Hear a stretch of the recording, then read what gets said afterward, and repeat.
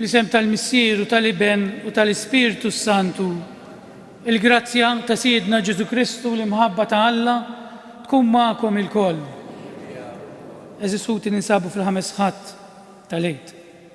Ekku forsi illum nistennew li nisemgħu li Ġesu raġa der fil-Vanġelu, ma llum il-liturġija tkellemna dwar l-imħabba.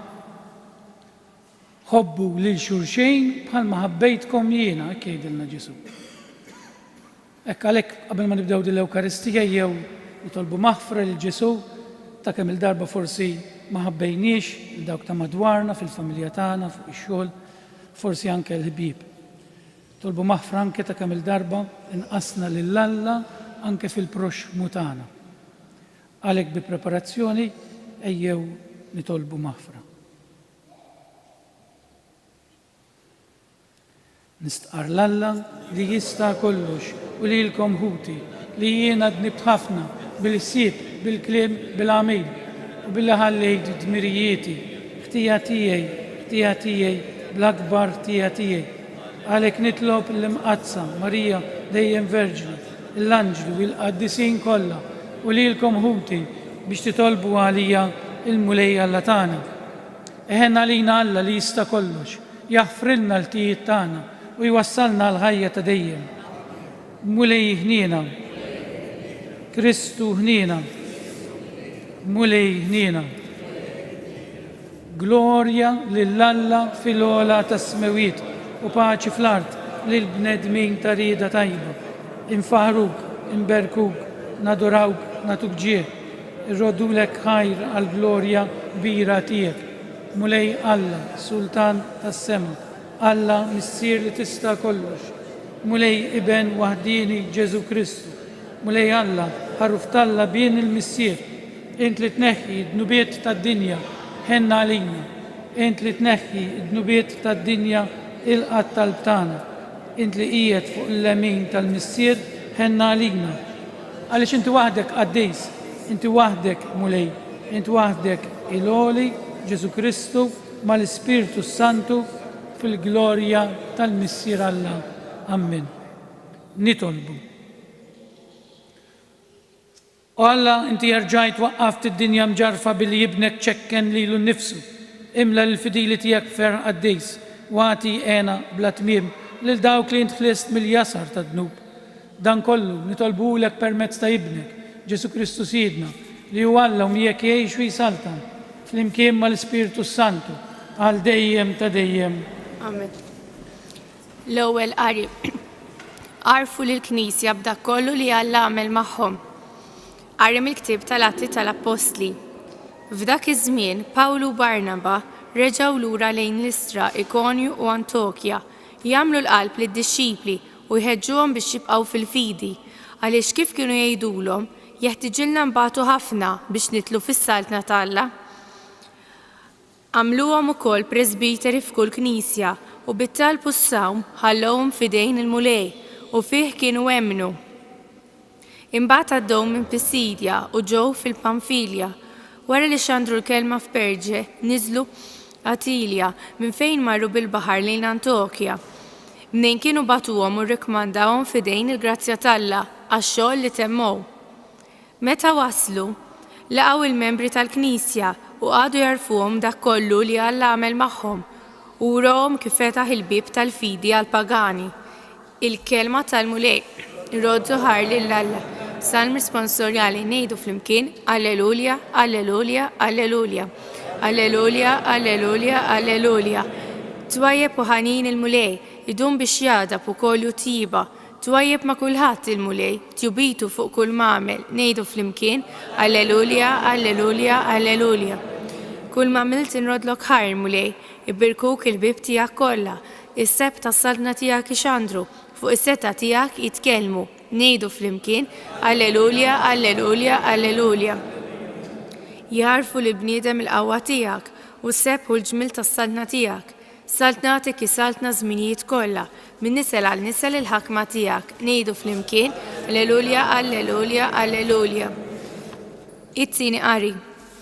Il-mulej juxxuttalhom kull dema minn għajnejhom. Qari mill-ktieb tal-Apokalissi ta' San Ġwanna Apostlu. Jiena Ġwanni, rajt sema ġdid u art ġdida għax is-sema ta' qabel u l-art ta' qabel qabu. Ma kienx hemm iżjed baħar u l-belt il-qaddisa Ġerusalemm il-ġdida rajtna nieżla mis-sema mingħand Alla, imħejja bħala rusa, mżejna l-arus tagħha. U smajt leħen qawwi ġej mitron jgħid, din il-amara ta' Alla mal-bnedmin. U jammar magħhom u ma jkunu l-poplu tiegħu, u Alla nnifsu jkun magħhom, Alla tagħhom, u jixxuttalhom kull demma minn għajnejhom. Ma jkunx hemm iżjed mowt, anqas biki jew għajjat jew tbatija ma jkun hemm, għax għebu l-ħwejjeġ ta' qabel. Imbagħad dak li hu bil-qiegħda fuq it-tron qal, ara se nġeddet kollox, il-kelma tal-mulej. Roddu ħaj lill-Alla. Kjoġobkom li wieqfa l-Evanġelu.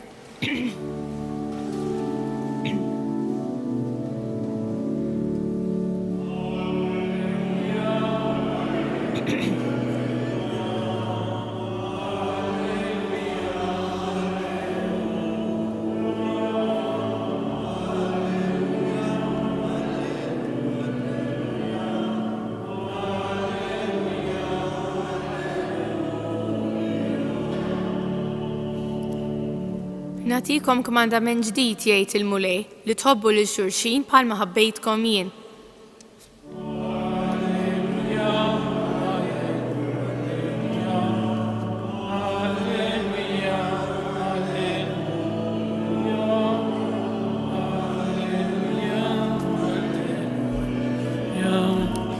Alleluja, alleluja.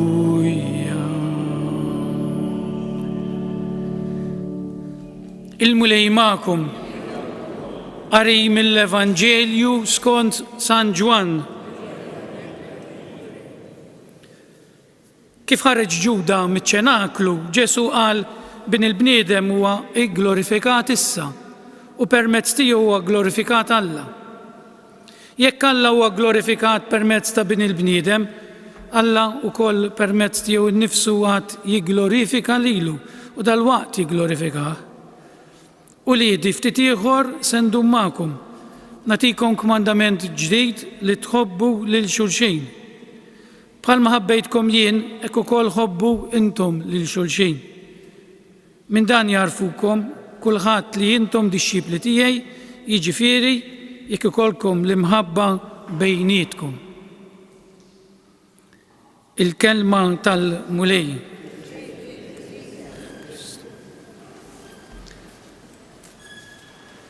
Fil-ħames ħadd tal-Eid, forsi wieħed ma jistenniex li nerġgħu mmorru lura b'xi 4 ġimgħat fiċ-ċenaklu. Tgħid dan x'taħwitu kif arġajna morna lura. Mmorru lura fil-Vanġelu ta' San Ġwan fejn naraw kif Ġesu huwa differenti ħafna minn kif naħsbu aħna. Naraw kif Ġesu l-imħabba tiegħu hija differenti minn kif inħobbu aħna. U din nixtieq li nifhmuha. Għax knifhmu din ikunu verament fimna l-imħabba tal-Alla għalina. Il-Vanġelu tal-lum jgħid hekk kif ħareġ Ġuda miċ-ċenaklu, Ġesu qal bin il-bniedem huwa glorifikat issa. Dan jien għal-bidu rajdin dan jaf x'inhu jgħid. Ġie glorifikat Kristu meta wieħed mill-aktar qrib tiegħu ittradih għax Ġuda għalhekk ħareġ. Ġuda ħareġ biex ibijew. Ġesu ġie glorifikat għax Ġuda ittradih. U mhux Ġuda biss ittradih, ma ninsewwiex din ta' għax ma nafx min għamel l-iktar jew min l-iktar ġal lil Ġesu ibati, jux Ġuda jew Pietru, għax Ġuda bijew materjalment, beħ lil ġismu għal flus. U Pietru ċaħdu spiritualment li ma jafux. Immaġinaw aħna jkollna xi ħabib, wieħed jittradejk u l-ieħor jiġħdek ma' sħabek li ma jafekx għax jibża l-ġildu, għax Pietru hekk għamel. U ma ninsewx li l-10 l-oħra wkoll kollha dabbru rashom. Ġifieri Ġesu ġifieri hawnhekk qed jgħid Ġesu glorifikat, mhux għal dak li għamel Ġuda jew dak li għamel Pietru jew dak li għamlu l-10 l-apostli l-oħra. Imma glorifikat ta' kif ħabbna Ġesu u minn hawn nindunaw għalhekk jgħidilna ħobbu lil xulxin. Mhux kif tafu tħobbu intom, kif ħabbejtkom jien. U hawnhekk fejn aħna l-insara kollha kemm aħna bl-Ingliż jgħidu you bite the bullet, insibu l-għadma bil-Malti. Għax aħna nsibuha diffiċli ħafna biex inħobbu kif ħabb Ġesu. Ħammorru biex nifhmu aħjar, ħammorru naqra l-Vanġelu ta' San Ġwan. San Ġwan kiteb 60 sena wara l-Evanġelisti l-oħrajn li ngħidulhom is-sinottiċi. U San Ġwan ma kellux moħħu li jirrakkonta, fil-fatt l-aħħar ċena ma jgħodx jgħidilna it-twaqqif tal-Ewkaristija, dak jaqbżu kollu. Jgħidilna li mar l-aħħar ċena mal-Apostli u jaqbes mill-ewwel għal ħasejl tar-riġlejn. X'qed jgħidilna San Ġwan hawnhekk? Qed jgħidilna inutli li jiena nqaddes u nipprietka, inutli li jien niġi nisma' l-quddies, inutli f'dak is-sens hija dejjem ħaġa tajba, però x'jiswi li jiena jekk hawnhekk nipprofessa li naf il-Ġesu, imbagħad noħroġ hemm barra u ma ngħix l-Ewkaristija. Dak li għamlu l-Apostli kollha kemm huma abbandunaw u ċaħduh, għalhekk jgħidilna ħobbu kif ħabbejtkom jien, mhux kif tgħidilkom id-dinja u kif tafu tħobbu intom. Aħna kieku jittradina xi ħadd fil-biberija żbal ta' xi ħadd taħfirlu, żbal tal-mara taħfrilha jew tar-raġel, viċi versa, dejjem naħfru, imma kemm hu diffiċli taħfer tradiment. U Ġesu dak li għamel fl-aħħar ċena. Ġesu kien jaf x'ħajamlu l-Apostli. Frattant libes il-fardal, niżel arku bteħ qudiemhom u ħaslilhom saqajhom. Mhux tbaxxa l-livell tagħhom wiċċu ma saqajhom għax bisilhom saqajhom ukoll. U kien jaf kollox Ġesu. Ġesu kien jaf x'ħajamil Ġuda, tant kien jaf li qallhom wieħed minnkom ħajittradini. Ġuda kien jaf x'ħajamel ma tkellimx. Baqa' siket. Minnu mulej minnu. U San Ġwan saqseh għejdilna minnu mulej. Kien l-aqreb wieħed tiegħu. Dak li ħambil il-ħobs fil-platt tiegħi u ntijielu. U Ġuda sorta baqa' ma jitkellimx, aċċetta l-ħobs, araw meta l-qalb jidħol il-ħażin ġo fija. Ġesu seta' jwaqfu il-Ġuda, ma kontux tafu, Ġesu seta' jwaqfu l-Ġuda. U hawnhekk il-kobor ta' Alla. U seta' jwaqqaf il-Pietru, u seta' jwaqqaf l-Apostli kollha li joffenduh. Imma l-imħabba tikkonsisti illi ħallina fil-libertà.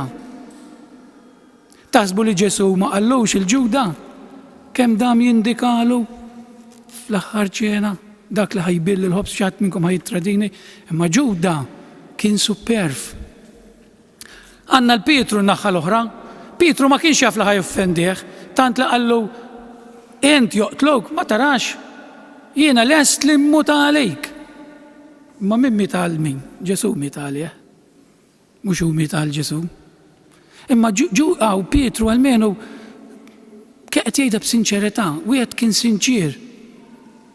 L-ieħor kien jaf li ħajjagħmel il-ħażejn u baqa' jgħadda żġa l-ħażejn. Pietru ma kienx jaf li ħajjagħmel il-ħażejn, qallu jien immut għalejk imma mbagħad ċaħdu.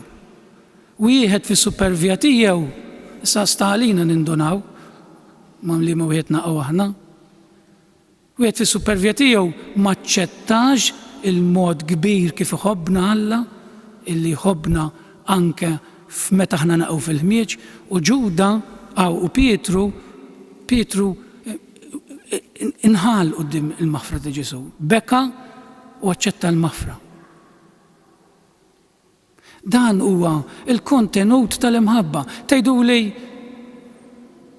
kellu bżonn jgħidilna Ġesu biex inħobbu kif ħobbu, għax l-imħabba tal-bniedem hija differenti minn dik tal-Alla. Kieku Alla kull darba li nittradih jarmini bħalma nagħmlu aħna l-min jittradina ma rridux nafu bih aktar. Kieku Alla ma jaħfrilniex bħalma kien qed jipprova jaħfar anke lil Ġuda u ħafar lill-Apostli kollha u lil Pietru, kieku kif qedtilkom darba ilna ħafna ġal-barmil taż-żibel.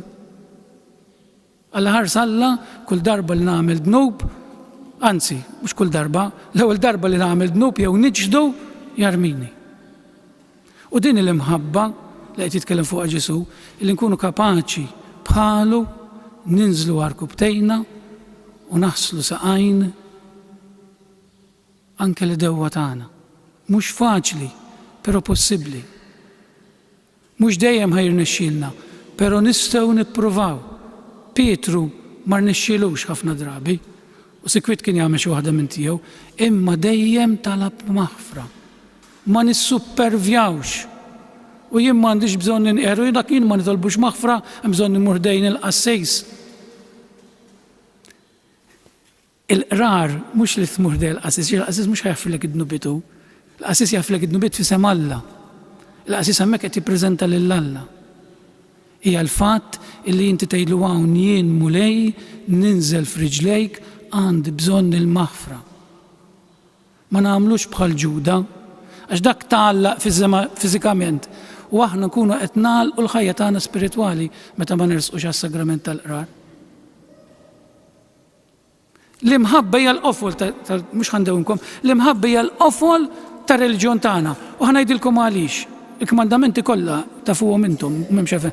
L-ewwel tlieta ħobb lil Alla u l-oħrajn kollha fuq il-proxmu. Jibda mill-familja imbagħad ir-rispett għal dawk ta' madwarek. Dak li ma tridx li jagħmlu lilek tagħmlu xi ħadd ieħor. U għalhekk qedtilkom hawnhekk aħna nsibu l-ħadma għax kultant niġu l-Knisja nisimgħu ħafna qudies, ngħidu li aħna nemmnu, imbagħad noħorġu barra u tinqaleb il-folja kompletament. Ma nkunux bħal Ġuda li nibqgħu nafu li qed nagħmlu l-ħażin u nibqgħu nozzu ġa fih. Ħanieqaf u ngħidilkom fatt żgħir li ġara lili biex nispjegalkom jew tifhmu aħjar bħalma fimta jiena x'jiġifieri li tħobb. Darba kien hemm saċerdot qed imut mhux Malta ta' ħabib tiegħi kontilni nafu Don Ettore. Jiġifieri u kien qed imut u għalli ejja nitolbu fl-imkien. Jien qedlu x'ħan nitolbu, jiena wieħed qed imut assis x'ħan aqbad ngħidlu nitolbu. U qedlu ejja ngħidu l-uffizzju jiena x'ħan aqbad ngħidlu. Kien għadu mhux ħażin. U dan f'nofs l-uffizzju waqafni għalli Fader Vinsadek żgħir, għadek saċerdot żgħir kun jinni sena, saċerdot jew sena u nofs. Għalli ftakar li fuq din is-sodda qed imut, fuq din is-sodda f'mumenti meta qed titlaq minn din id-dinja ma jibqa' xejn ħlief kemm ħabbejt. Kemm irnexxielek tħobb il ta' madwarek tieħu miegħek. U għamil li sinjal biex niftaħ il-kaxxun ta' dejn is-sodda. U kien hemm ftit affarijiet imma kien hemm plakka tal-injam. Kienet miktuba bit-Taljan ħanejda bil-Malti, kien fiha hekk miktub. Għalli dak il-kliem li hemm fuq dik il-linjama għalli qatt ma taraħ ċar daqskemm taraħ illum meta jien qed immut. Għalli għadek żgħir għejx l-imħabba. Kun saċerdot li taf tħobb. U kien hemm miktub hekk. Ampina qatt mi ampina jekk ma ddoqqix. Kanzunetta qatt mi kanzunetta jekk ma tkantajix. L-imħabba mhix imħabba jekk ma tagħtihiex. U din għalli għejx din il-frażi għalli ħobb, għalli nut li tmur il-Knisja u titlob jekk xin toħroġ għan barra ma tħobbx. Ħanarġa niġi għal San Ġwan qabeż l-Ewkaristija, mhux qabeżha, ma rrakkontajiex biex jgħidilna l-Ewkaristija li għadni kif iċċelebrajt tridu tinżlu għarkubtejkom u taħslu saqajn sħabkom. Ħobbu lil xulxejn bħalma ħabbejtkom jien. Dik hi l-fidi, inutli li niġi l-Knisja jekk ma ngħix l-imħabba. Għalhekk nitolbu l-Ġesu llum tina din il-grazzja anke li mhux biss niċċelebraw l-Ewkaristija ma ngħixuha fil-ħajja tagħna maħutna li niltaqgħu magħhom ta' kuljum fil-familja u fuq ix-xogħol. Ikun infaħħar Ġesu Kristu. Inqumu bil-wieqfa flimkien nagħmlu l-istqarrija tal-fidi tagħna. Jiena nemmen f'Alla wieħed il-Missier li jista' kollox li ħalaq is-sema u l-art u dak li ma jidirx u f'Mulej wieħed Ġesu Kristu iben waħdini ta' Alla imnissel mill-Missier qabel kull żmien, Alla minn Alla, dawn minn dawn, Alla veru minn Alla veru, imnissel u mhux magħmur, natura waħda mal-Missier u bih sar kollox. Niżel mis-smawiet għalina l-bnedmin u għal-fidwa tagħna għal-ġisem bis-seta tal-Ispiritu Santu minn Marija Verġni u sar bniedem, salbuha għalina, bata taħt Ponzu Pilatu, mietu difnuh u fi telet jum għam minn belwiet skont il-kodba mqazza u tela s-sema u qiegħed fuq il-lemin tal-Missier u għandu jerġa' jiġi bil-glorja biex jagħmel ħaq mill-ħajjin u mill-mejtin u s-saltna tiegħu ma jkollix tmiem. L-Ispiritu Santu mulej li jagħti l-ħajja li ġej mill-Missier u mill-Liben u li jum weġġaħ fl-imkien mal-Missier u mal-Liben u li tkellem f'hom il-profeti fi Knisja waħda qaddisa, kattolika u apostolika nistqarma mudija waħda għal maħfra ta' dnubiet, nistenna l-qawma mill-wiet u l-ħajja ta' żmien li ġej. Ħutiej jew nitolbu lil Alla l-Missier biex jagħtina l-qawwa sabiex ngħixu dejjem dik l-istess imħabba li ħallilna ibnu Ġesu meta offra ħajtu għalina. Tolbu għall-Knisja biex tinbena fis-smieħ tal-kelma ta' Alla u fix-xhieda ta' imħabba evanġelika nitolbu għall-mexxejja tal-ġnus sabiex ifittxu toroq ġodda għal paċi fost il-popli kollha tad-dinja nitolbu. Mulej tħalli qatt weħida il-Knisja tiegħek imma ibqa' jipprovdila rajja skont qalbek waqt li nitolbuk għad-Djaknu Gabriel li nhar il-ġimgħa li ġejja se jiġi ordnat saċerdot. Ixħed ħarstek fuq u kompli tbierek id-djoċesi tagħna b'għad sabiħ ta' saċerdoti nitolbu. Nitolbu għalina l-koll sabiex nuru l-imħabba tagħna lejn Kristu bl-imħabba tagħna lejn xulxejn nitolbu. Missier Qaddis nresqulek il-morda kollha tagħna għatihom dak kollu li hu meħtieġ u għenna li tant persuni li bimħabba jieħdu ħsiebhom fl-isptarijiet u fid-djar tagħna nitolbu. Minn dan is-santwarju tal-Madonna ta' Marija ta' Pinu nitolbuk tqaddes il-familji tagħna f'imħabtek u għamli fihom jimbtu dejjem aktar vokazzjonijiet ġodda nitolbu. U Alla tina li nilqgħu l-kmandamenti tal-imħabba li ħallilna ibnek Ġesu u imla l-qlubna bimħabtek int li tgħix u s-saltan għal dejjem ta' dejjem.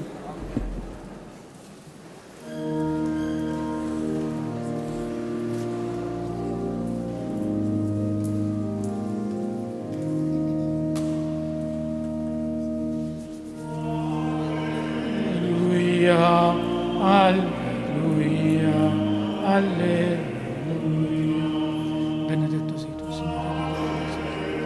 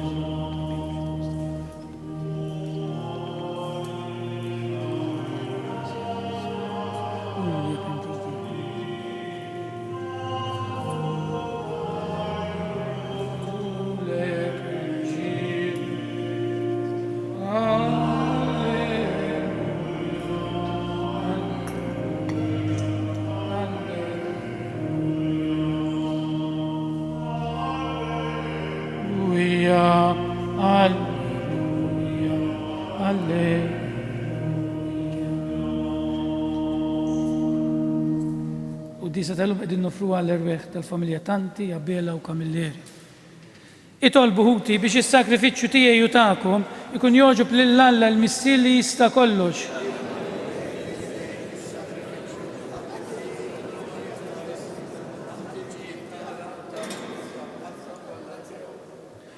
U Alla b'dan is-sakrifiċċju għaddejs li sejrin inġeddu, inti ressaqtna lejk u tajtna sehem min natura tiegħek.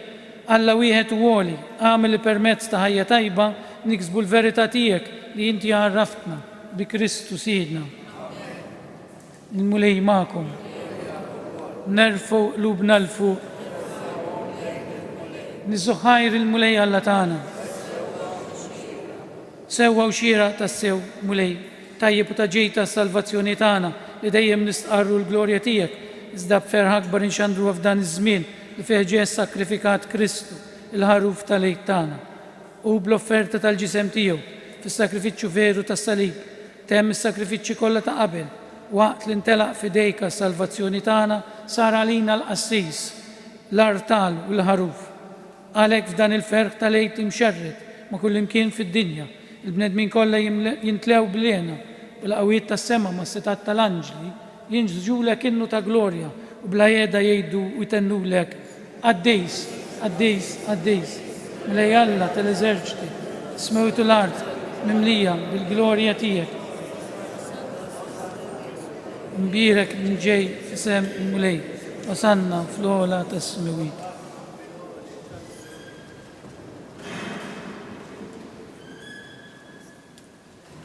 Għaddejs tas-sew int mulej inti, lajn ta' kull qdusija. Għaddes għalek nitolbuk dawn l-offerti bil-barka tal-Ispirtu tiegħek biex isiru għalina l-ġisem u d-dem ta' Sidna Ġesu Kristu li meta kien ser jirnata biex mirajħibati ħajl ħobs, radlek il-ħajr, birek, qasam ta' li d-disċipli tiegħu u qal ħudu u kulu il-koll minn dan għax dan huwa ġismi li jingħata għalikum.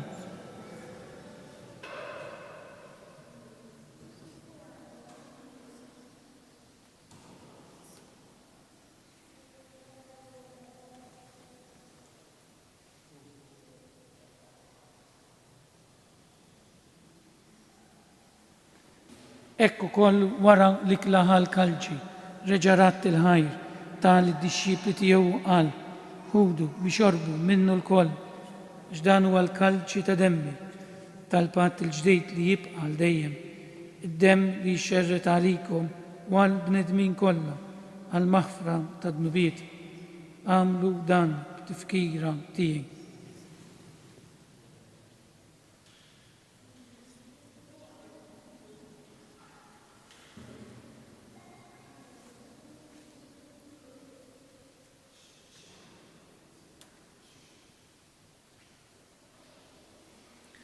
Dan hu il-misteru tal-fidi.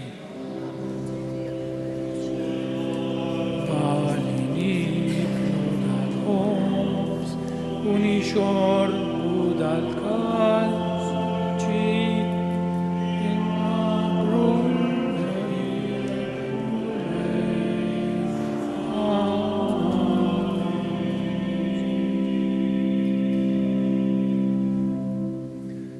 għalhekk aħna u nagħmlu dan tifkira tal-mewt u l-qawmien ta' Sidna Ġesu Kristu, nofrulek mulej il-ħobs tal-ħajja u l-kalċi tas-salvazzjoni u rrodulek ħajr xogħġbok tilqana hawn quddiemek biex naqduk.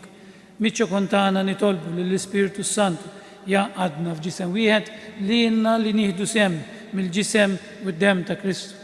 Ftakar nitolbuk mulej fil-Knisja tiegħek, imxerda mad-dinja kollha, wettaqa fl-imħabba fl-imkien mal-Papa Franġisku, mal-isqof tagħna Anton, mal-isfijiet u l-ministri kollha tiegħek. Ftakar nitolbuk ukoll fħutna li raqdu bit-tama tal-qawmien, ftakar fil-mejtin kollha tagħna, b'mod partikolari li nitolbu għall-erweħ tal-familja Tanti, Abela u Kamilleri. Nitolbuk mulej iddaħħalhom quddiemek fid-dawl tas-seb tiegħek. Ħenna lina l-koll nitolbuk. Għati lilna wkoll il-wirt tal-ħajja ta' dejjem, flimkien mal-Verġni Mqazza u Malla Marija, ma' San Giuseppe, ma' l-Apostlu u l-Qaddisin kollha li jgħixu fil-beberija tiegħek sa mill-bidu tad-dinja. Għamel li magħhom infaħruk u nsebħuk b'Ġesu Kristu ibnek. Bi Kristu, ma' Kristu u fi Kristu. Jiena talilek Alla missier li tista' kollox. Flimkien mal-Ispiritu Santu, kull ġeħu glorja għal dejjem ta' dejjem. Illum Ġesu kellimna fuq l-imħabba li għandna nħobbu l-xulxin kif ħabna hu. Fil-missierna dejjem nitolbu aħna aħfrilna dnubietna bħalma naħfru lil ħaddieħor. Għalhekk f'dan il-mument hekk waqt li qed ngħidu din it-talba f'qalbna nitolbu maħfra wkoll lil dawk li stajna forsi jinqasnihom ta'. Għalhekk flimkien ngħidu missierna li inti fis-smawiet jitqaddes ismek, tiġi saltnatek, ikun li trid int kif is-sama hekk ukoll fl-art. Ħobżna ta' kuljum għatina llum, aħfrilna dnubietna bħalma naħfru lil minu ħati għalina u la tdaħħalniex fit-tiġrid, iżda ħelisna mid-deni. Ħelisna nitolbuk mulej minn kull deni. Għatina fit-tieba u l-ħnina tiegħek il-paċi fi żmienna biex nkunu ħielsa dejjem mid-dnub u mħarsa minn kull inkwiet. Aħna u nistennew u nittamaw ilena u l-miġja tas-Salvatur tagħna Ġesu Kristu. Mulej Ġesu Kristu int li jett l-apostli tiegħek inħallilkom islim, natikum islim tiegħi, la tħarisx lejn ħtijietna, iżda ħares lejn il-fidi tal-Knisja tiegħek. Għatija islim u laqda li trid fija li tgħix wis-salta għal dejjem ta' dejjem. Il-paċi tal-mulej tkun dejjem magħkom. Natu sinjal ta' paċi lil xulxejn. Paċi magħkom, paċi magħkom, paċi magħkom, paċi magħkom. Il-ġisem flimkien mad-dem tas-Sinjur tagħna Ġesu Kristu kun jiswew lilna se nitqarbu bihom għal ħajja ta' dejjem ammen. Ħaruf talla li tneħħi d-nubiet tad-dinja ħenna għalina. Ħaruf talla li tneħħi d-nubiet tad-dinja. Ħaruf talla li tneħħi d-nubiet tad-dinja għatina l-paċi.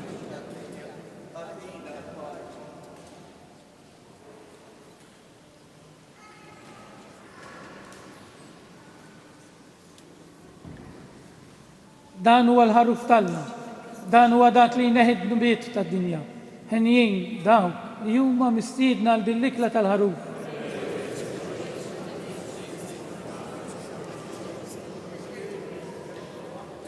Ġisem flimkien mad-dem tas-Sinjur tagħna Ġesu Kristu jkun jiswew lilna se nitqarbu bihom għal ħajja ta' dejjem ammen.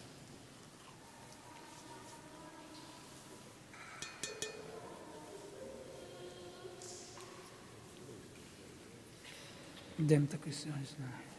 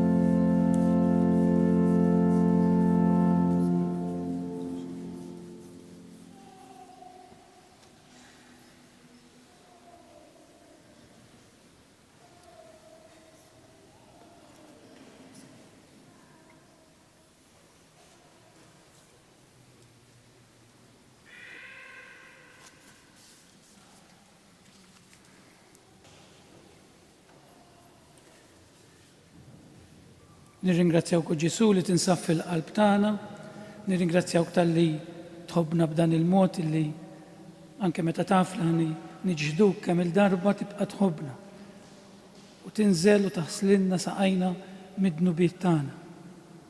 Ta' dan ngħidulek grazzi u nweduk li nippruvaw inħobbuk dejjem aktar. Glorja lill-Missier lill-Iben u lill-Ispiritu Santu.